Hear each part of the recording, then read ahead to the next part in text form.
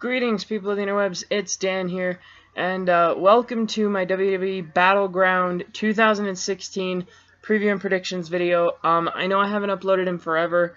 I felt like shit for the longest time. I still feel like shit, but I wanted to get this out just because I haven't uploaded in so long, and Battleground's tomorrow. So, yeah, I mean, like, basically that's it. So there are 8 matches on the card in total, including the pre-show. The one and only pre-show match that is on is the Usos versus Breezango. Who gives a shit? I mean, like, I like Breezango. I like Tyler Breeze. I really like Tyler Breeze. I feel like he needs to be treated better than he's being treated on the main roster, to be fair. But, you know, I just really don't care. I'm not invested in either of these two teams. I'm just going to pick Breezango to win because I feel like the Usos are getting really stale. I feel like they either need to be repackaged or turned heel. So, yeah, I mean, I'll pick Breezango to win because apparently they're due for a huge push at some point. Breezango are actually due for a repackaging and a huge push, so I'll go for Breezango to win because why not? Then we have... excuse me. I'm sorry. Ugh. Then we have Becky Lynch versus Natalya. Who gives a fuck, dude? Genuinely, who cares? I'm just going to say Becky Lynch because I really like Becky, and I want her to win, and Natty is just, like, get the hell off of WWE programming. Like, seriously, the women's division could just be run by Charlotte, Sasha, and Becky every week. Week in, week out, Charlotte, Sasha, Becky could run that women's division, and I would be perfectly fine with it. So seriously, Natty can just go away for the time being. I don't really care about this match, but Becky to win that one. Then we have Sasha Banks and her mystery tag team partner, who is not going to be Bayley, versus Charlotte and her protege, Dana Brooke. Now, Sasha's mystery partner, I don't think it's going to be Bayley because I feel like the way that they should debut Bayley is have Sasha win the title over Charlotte at SummerSlam. Sasha comes out the Raw after SummerSlam, cuts a vicious promo on Charlotte, and then talks about her time down in NXT, and about how she held the NXT Women's Championship, but hasn't held a title since then, and then holds up her women's title, and then Bayley's music hits, and she comes down the ramp, and there's a stare down between Bayley and Sasha. That is the best way that WWE can debut Bayley, in my opinion. It's simple, but it's great. Don't tell me you don't think that's great. So yeah, that's how I think they should debut Bayley. I don't think it should be in a tag match at a B-level show. And here's the thing, WWE have been booking this not even like a B-level show. They've been booking it like a C or a D-level show. Like, they've been building this worse than they did Roadblock. I mean, to be fair, like, I mean, apart from the championship triple threat, like, the stuff between Rollins and Ambrose has been the stuff of legends. Oh my god, like, in my opinion, that should have been the match for Battleground, and they should have held off the Shield triple threat till SummerSlam, and it should have just been Rollins v. Ambrose one-on-one at WWE Battleground, but no, they had to rush things, they had to be impatient with their booking, and they have the triple threat now. We'll get to that later. But I think Sasha Banks' mystery tag team partner is probably going to be someone like a Naomi or a Nikki Bella.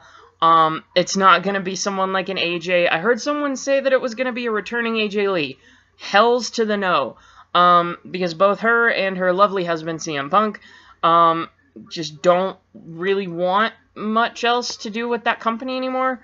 So they are gone, and that is all I have to say about that one. So I feel like it's going to be like a Nikki Bella or a Naomi. More than likely a Nikki Bella. It could be like a Tamina, or it could be a... Jesus, I don't even know. I've heard so many different names. It could be so many different people. It could be Paige. Like, who the hell knows who the mystery partner is? In fact, I think it will probably be Paige, to be fair. That's my pick, is Paige. And I feel like Sasha and her mystery partner are going to go over against Charlotte and Dana Brooke, because Charlotte and Dana Brooke have been winning way too much lately, in my opinion. And Dana Brooke is still so green. Like, Emma needs to come back. Badly. Emma needs to come back. You need to get Dana Brooke back with Emma, and then have Charlotte go back on her own again, and go back on her own without her dad. So, I mean, I don't know, man, that whatever, but I feel like Sasha's team is going to go over in that match against Charlotte and Dana Brooke. I'm sorry, I'm looking over to look at my tablet here, which is where I have all the matches written down. Next match to discuss. excuse me, is John Cena and Enzo and Cass versus The Club. Now, another thing that makes this program unique is it is the final B-level pay-per-view before the brands split off. It's the final non-Big Four pay-per-view before the brands split off from each other, and Raw and SmackDown are two separate entities. So AJ Styles, of course, got drafted to SmackDown. Luke Gallows and Carl Anderson got drafted to Raw, which opens the door wide open to excuse me. Which opens the door wide open to start the Balor Club, because Finn Balor went 3rd pick to Raw. I know people say he was the number 5 pick, but if I were going brand by brand, he was the number 3 pick to Raw, which is insane. He got drafted above guys like Roman Reigns and Cesaro and Kevin Owens and Sami Zayn. He got drafted above all those guys. So, I mean, that tells you how much they have invested in this guy, and that tells you how much, they respect Finn Balor. Anyway, I don't know where I went on that. But anyway, Enzo Amore and Big Cass with John Cena versus The Club. Of course, AJ Styles went to SmackDown. Gallows and Anderson went to Raw. So this is going to be their last match together as a grouping. And I just don't see The Club winning, man. I don't see The Club winning. I see The Club losing, turning on AJ, and then Finn Balor coming out. That's what I see. I see The Club losing to John Cena, Enzo, and Cass in embarrassing fashion. Gallows and Anderson turning on AJ and turning AJ babyface. And then Finn Balor coming out to a massive babyface pop. And, I mean, he'll come out to a babyface pop, but I'm not sure if they're going to keep him babyface or if they're going to team him up with Gallows and Anderson to become like a heel faction or something like that. Regardless, Finn Balor is going to get a babyface welcome the first time that his music hits at a WWE show. So anyway, I see Cena, Enzo, and Cass going over in that one. I love Enzo and Cass right now. I feel like after this, once New Day is finished with the Wyatt family, since Enzo and Cass are on Raw with the New Day, it only makes sense for Enzo and Cass to enter a feud with the New Day right after Battleground and then go into SummerSlam and challenge them for the tag team titles and have Enzo and Cass, two New York Italians, winning the tag team titles in Brooklyn. It only makes sense. So yeah, that's what I see happening. Apart from that, like I said, Cena, Enzo, Cass to go over on The Club, and that's what I see for that. Are there any other non-title matches? Right. Kevin Owens and Sami Zayn. I actually heard that Kevin Owens and Sami Zayn might actually have the co-main event, which is great for them. Literally, these guys cannot put on a bad match. It is going to be stellar no matter what. You don't even need to blink an eye. You don't even need to bat an eyelash before you know that, these guys are just going to put on one hell of a match. Like, go back and look at their match at Payback. Like, they made a not-so-great pay-per-view watchable with that match, and, I mean, even their matches in the past have been great. The ladder match at WrestleMania, all their matches done in NXT, they've been incredible. So, Kevin Owens and Sami Zayn can never put on a bad match. This feud could go on for years. It could be like a Tanahashi-Okada type feud. Or was it Tanahashi and Okada that had the big feud in New Japan? I think it was Tanahashi and Okada. They had the feud that spanned over like 4 years, and they had like 7 championship matches over the course of that 4 years. You could have something like that with Kevin Owens and Sami Zayn. Or something else that you could do is at SummerSlam, you could have them fight in a ladder match, and on top of the ladder is a contract that the other person has to sign saying that they'll leave town and be relegated to SmackDown. I actually like that idea. I heard that idea from JD, and I fucking love that idea. I love it. The idea of one guy climbing the ladder, the winner grabs a contract, and the loser has to sign that contract saying that they will leave Monday Night Raw and go to SmackDown to give Kevin Owens and Sami Zayn a little bit of a break from each other. And whoever wins, whether it's Zayn that gets relegated to SmackDown after that potential match, or whether it's Owens, it would give SmackDown some big star power in their in their main event scene, or even drop them down to the upper mid card if you wanted to, because Sami Zayn's great upper mid card material. I mean, Kevin Owens is more of a main event standard guy, but Sami Zayn, I could so see him, before becoming a main event star. He would be perfect with that IC title around his waist. Just think about it. Sami Zayn with that Intercontinental title over his shoulder week in, week out would just look great. So I feel like Sami Zayn would be great for the upper mid-card, Kevin Owens for the main event, whatever. That match hasn't even been planned yet. It's probably not even a twinkle in Vince McMahon's eye, knowing his knack for last-minute planning. But either way, Kevin Owens and Sami Zayn with this match at Battleground, it says it's going to settle the feud once and for all. Bullshit. No. This feud's going to go for way longer. Like I said, it could keep going for years. It could be sort of like a Tanahashi Okada thing from over in New Japan. It could just be insane. Excuse me. Now we get into the title matches. I do believe... Yeah, we do. We only have the title matches left. Oh, wait, never mind. I forgot the New Day versus the Wyatt Family. I feel like the Wyatt Family are going to go over, especially considering it's a non-title match. Like, the last non-title match that the New Day were on pay-per-view, they lost. And if anything, they got stronger after that. After their WrestleMania loss to the League of Nations, they arguably got stronger after that loss at WrestleMania. So, a loss at a pay-per-view, especially at a pay-per-view like Battleground, isn't going to hurt them. If a loss at WrestleMania can't hurt them, then how could a loss at Battleground hurt them? So I feel like the Wyatt Family need to go over because they need a win way more than the New Day does. And this whole... They're actually making the Wyatt Family look like monsters, which is great to see. It's so refreshing. I love that they're actually making the Wyatt Family look like beasts. And legit beasts, you know, and monsters that are, like, legitimately scary, you know, and not people that can just lose. So, yeah, I feel like the Wyatt Family are going to go over because a loss really wouldn't hurt the New Day in the long run. Now, on to the 3 title matches of the evening.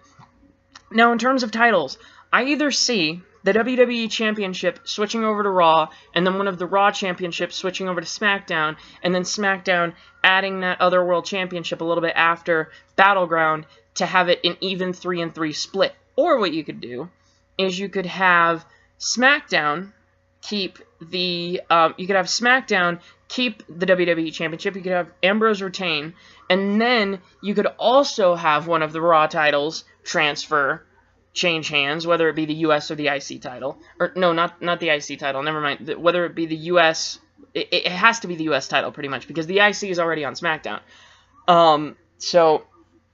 You could have either the tag, the Women's Championship isn't up for grabs. The Tag Championship isn't up for grabs. Okay, the U.S. Championship is the only option. So you could either have the U.S. Championship switch hands. I'm all confused. You could either have a U.S. Championship switch hands and then add that third world title to Raw. Or you could have the WWE Championship switch hands, have the U.S. Championship switch hands as well, and then have that third world title added to SmackDown, so it's an even 3-3 split. Plus, the Cruiserweight Championship is also getting added to Monday Night Raw, which I'm looking forward to, by the way. I'll make a video on that later. So, yeah, that's basically it for that. Now, into the championship matches. Rusev versus Zack Ryder for the U.S. title. I want Zack Ryder to win, I really do, but I feel like they're going to start him in with his tag action with Mojo Rawley once SmackDown gets started, so I don't think he needs the U.S. title, because anyone that watches NXT knows about what Ryder and Mojo are doing with the Hype Bros, and it's great. I really hope that they go on to success. A lot of people didn't understand why Mojo got drafted. It's like, hello, his tag partner in NXT is on SmackDown as well. Pay attention. If your tag partner is on one brand and you get drafted to that same brand, they're going to pair you back up. Duh. So, Mojo got drafted to SmackDown. Hype Bros are officially on SmackDown. They're probably going to be really heavy in the tag team division. I really hope that Zack Ryder can sort of get a revival in his career as a tag wrestler. So, yeah. Anyway, Zack Ryder is probably going to lose to Rusev, and I'm hoping that maybe someone decent on the Raw roster will challenge Rusev for the U.S. title at SummerSlam and maybe take the belt off him.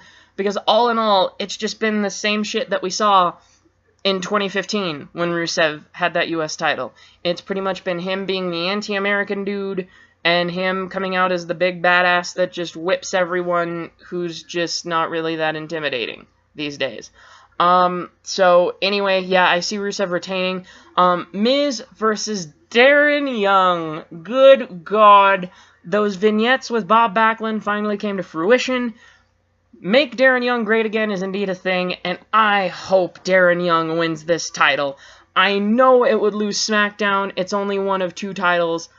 But I hope, for the sake of Darren Young's career, that he wins this IC title, because it would just be great. Like, I'm sorry, but literally make Darren Young great again would come to full fruition if he won the IC title off of The Miz.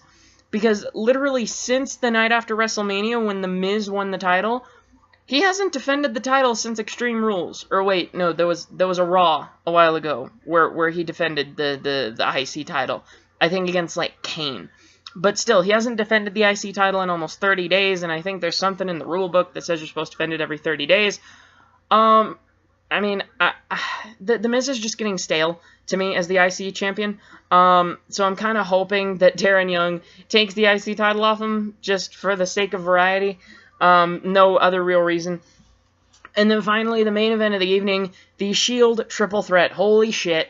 One of the only 2 things that I'm genuinely interested in with Battleground, the Kevin Owens and Sami Zayn match, and also where the what the hell is going to happen when Roman Reigns' music hits in Washington, D.C. I'm not sure if they're like a smart crowd, if they're a big IWC crowd out in Washington, D.C., but if they are, if you thought the boos were bad before the drug violation, oh boy, they're gonna be just screaming boos upon Roman Reigns the second his music hits in DC to end Battleground. It's gonna be crazy. Now my heart is saying Ambrose to retain, but my head is saying Rollins takes it off him. Because Rollins v. Reigns is probably the big money match that you want for SummerSlam if you don't do a Shield Triple Threat again, and this time make it a bigger deal, maybe. Maybe have somebody else holding another title and make it like title for title. I don't know. Maybe have like one guy holding the. I don't know what you could do, man. You know what would be interesting? Just a random sidebar note. If they had one Shield member with the WWE title, one Shield member with the IC title, and one Shield member, former Shield member, I guess you could say, with the US title, and they were like, let's just do title for title for title, all in one night. Or maybe whenever they introduce like a second world title, you could have like one guy with the WWE Championship, one guy with the second world title, and another guy with like the IC or US title. And be like, oh, let's do a title for title match right here, right now. And whoever wins it just gets all 3 of the belts. I think that'd be great. I mean, like, some people might be like, that's too many championships for one person. But I just think it'd just be fun to see for one night. Just one night. Anyway, random tangent over. But like I said, my heart's saying Ambrose, but my head's saying Rollins. I love Ambrose. I really do. But with his cash-in at Money in the Bank, it didn't have to be so hastily planned ahead with the Shield Triple Threat. Ambrose has looked strong as a champion, don't get me wrong. And this probably opens the door for a much bigger push for Ambrose. Because having an Asylum match against Chris Jericho at Extreme Rules, one pay-per-view, and then the next being the WWE World Heavyweight Champion, I mean, like, it doesn't make very much sense, you know, because, like, he had been in a bullshit no-holds-barred street fight with Brock Lesnar. He was in a marathon match that went about 10 minutes too long at Payback with Chris Jericho that was a little bit of a bore fest. And then he was in an Asylum match that didn't get interesting until the last fifth of it. It was a 26-minute match, and it didn't get interesting till, like, the last 5 minutes of it. Again with Chris Jericho. And then all of a sudden, the next pay-per-view, oh, by the way, I'm just going to pull down the most powerful contract in the business, and, oh, I'm just going to cash in and become the WWE Champion. Whenever, you know, in the last 3 pay-per-views, I've done jack shit. You know, and whenever I've had time to stand and look back, it doesn't really make much sense, but I'm not complaining. I love Ambrose as champion. He's been great. His work on the mic is the stuff of legends. His camaraderie with Seth Rollins, is just insane. The way that him and Seth work together, I would love to see just an outright, just 25-minute classic on pay-per-view between Rollins and Ambrose, because I feel like a 15-minute match or a 13-minute match on free TV isn't enough to show these guys how they can really, to show the fans how these guys can really work, because I feel like you would need to give them like a 25-minute slot on a pay-per-view, because admittedly, like, they're going to give away better matches on pay-per-view than they are on free TV. Let's face it. Most of the time. So, I feel like you would need to give these guys a good 20 to 25 minute, maybe more, pay-per-view slot. One-on-one, Rollins v. Ambrose, to show what these guys can really do. But anyway, like I said, my heart's saying Rollins, my head's saying Ambrose. What I'm thinking they could do, since Ambrose is on SmackDown, they could have Rollins take the WWE Championship, pinning Roman Reigns. Pinning Roman Reigns. That's the key. You need to pin Roman Reigns for the 1-2-3 count. First off, Roman Reigns had a drug violation. Secondly, he deserves to have stuff like this happen to him. And third, Ambrose needs to feel screwed, like Brock Lesnar did after Mania 31. Except, after Mania 31, they didn't have any plans for a brand split. But Ambrose needs to feel screwed, saying, you did not pin the champion. Sort of like Lesnar at Mania 31, saying, you didn't pin the champion, this is bullshit, I don't feel like I lost my title. Again, sort of how Seth was when he came back. Like, I never lost that title, but feeling screwed like Brock did at Mania 31. And then you have Ambrose wait a couple weeks, say, you shall see what I'm brewing, and then have a modified version of that beautiful double eagle belt from the late 90s and early 2000s. Have a revamped version of that double eagle belt come back as the second world title. Don't use the ugly WCW and WWE big gold belt where you can't read shit on it. I don't understand why so many people say that that big gold belt is their favorite design. You can't read anything on it. It just looks like a big gold blob on a strap of leather. It doesn't look like anything really special. But that double eagle belt from the late 90s and early 2000s, oh my god. That is beautiful. So yeah, I'd say bring back the double eagle belt, a modified, revamped version of the double eagle belt, make Ambrose feel screwed out of this match, and then have him say, you know what, I never lost my title. I'm going to make my own. Sort of like a personal championship type thing, although you're pretty much ushering in a legitimate championship that Ambrose will go on to defend against various other people on SmackDown, like the Cenas and the Styles and the Ortons and the Zigglers and the Corbins and the Cruzes. There's a lot of potential on SmackDown, is basically what I'm trying to say. There's a lot of potential for the main event scene. I want to see guys like Dolph Ziggler, Baron Corbin, Apollo Crews succeed on SmackDown. I wanted to see Cesaro drafted to SmackDown. If you go watch the promo that he cut after he got drafted to Raw, go up on WWE's YouTube channel and look up the Cesaro promo from about 2-3 days ago, I believe. And you will hear all you need to hear from Cesaro. And in my opinion, he should have been drafted to SmackDown, but that's beside the point. That's just my opinion. Yep, so I feel like that's what they should do with the titles. Give Rollins the WWE Championship, have Ambrose feel screwed out of the title because Rollins did not pin the champion, and have it be, you know, have it be a big deal. You know, and have Ambrose come out with a revamped version of that beautiful double eagle belt, and have him be the triumphant blue-branded world champion. So anyway, those are my final thoughts. That is my official preview and predictions. If you did enjoy this video, please be sure to leave a like down below. If you think I made good predictions, if you think I made bad predictions, if you want to make different predictions of your own, leave a comment down below in the comment section. And also, do not forget to like, share, and hit that little red button down below so you can subscribe so you never miss a video, and so you get email and text alerts when I upload a new one. I feel like absolute shit. I'm gonna go drink some hot tea, eat some fucking hot soup, make my goddamn body feel better or some shit. Anyway, that's all for me. You voted. I can talk today. You certified G's and bonafide bosses, keep yourself safe, and I'll see you at a later date.